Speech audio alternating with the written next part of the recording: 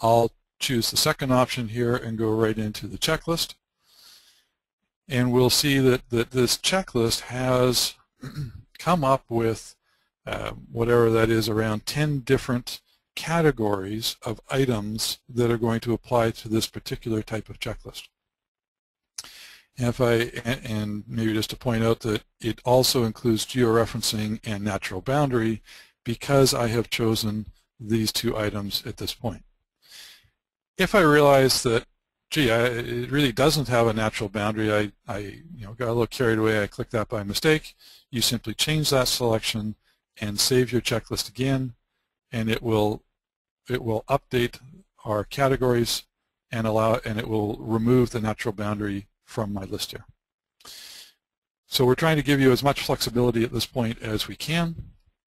And one of the reasons I suggested you may want to do this process sooner than later is that at any point, once the checklist has been created, you can use this View Print Checklist button, and you can generate a PDF version of all the different checklist items that may apply to this particular project. This PDF comes in this fairly tabular format, and for now we'll ignore a little bit of these right-hand columns, but what I want to point out to you is that you're able to generate this checklist early in the process and use it in the course of conducting your survey, whether that's in the field or producing the plan in the office, and allow your staff to have access to this at an early stage, and that just gives you the opportunity of working through the list, and before you get to the end of your project, actually recognize that you've addressed all of these items. So if I come back to my MyCLSS page and my active checklist, what we're sort of the next step, if you will, is you've produced your particular survey document. You now have it in hand, and as a CLS, you're going through your final review of this survey document. And to do that, to use this checklist for that facility, we encourage you to go through each of these categories, and they're trying to be oriented in a way that makes it relatively efficient to look at your plan in a structured fashion, or your survey document in a structured fashion. And each of these are links that will pull up a pop-up window that will then provide you with these specific items. So you have your registration plan in hand, you have a look, and you make sure that the CLS plan block number is in fact available for you or on the survey document up in that top right corner. If it is, then you would select yes. If for example, we had an item such as specify sheet X of N for multi-sheet plans, but that's really not applicable because you're dealing with a single sheet plan, you would choose not applicable. So each of these items you're going to look at.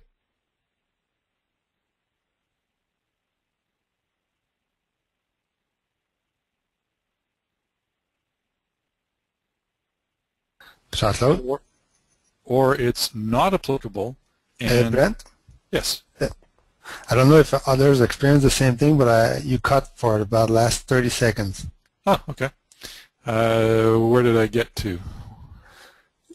You were just, when I lost you, you were talking about not applicable. Yes, okay. So you may have a situation like specify sheet X of N for multi-sheet plans where you're simply dealing with a single sheet plan. Therefore, clearly that's an item that's not applicable. You would then select your not applicable choice. For any of these items, if you feel that there's some circumstances that the answer of yes or not applicable is not a black and white type of answer, and that you want to support your response, you have the opportunity of adding a comment at any point here. So something like this plan is a single sheet plan. whatever you wish to put in that comment section.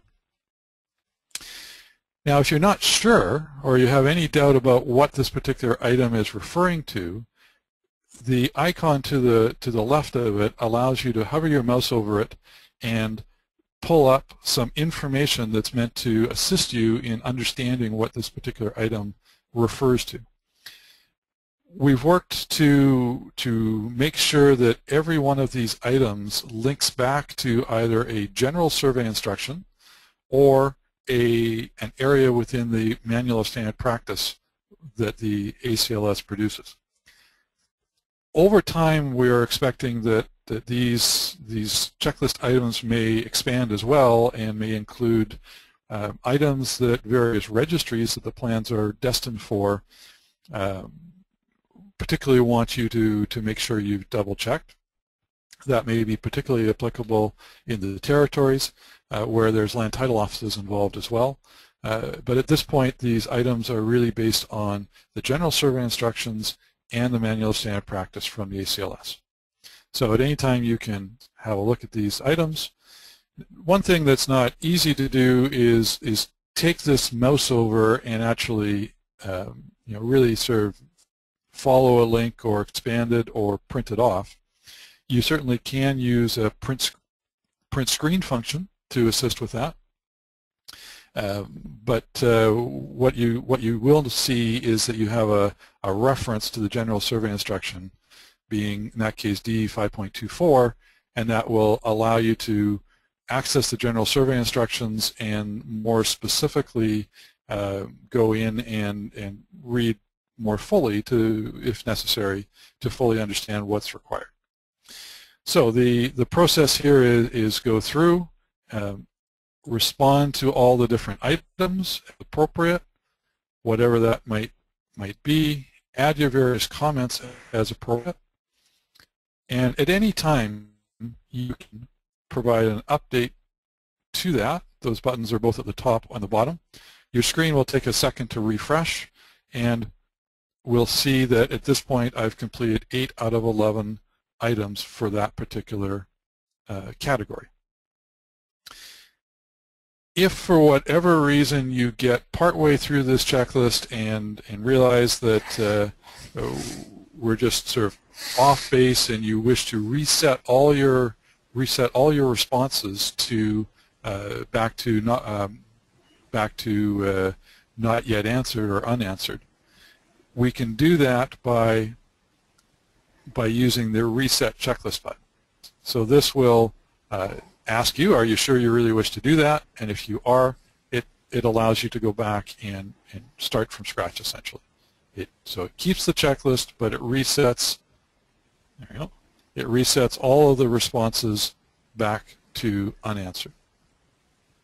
If you realize that you've headed down the wrong path here, maybe I have a wrong survey document type, or I really just am in the wrong place, or you've created this checklist and you really don't need it, you can also certainly delete the checklist and move back from that perspective.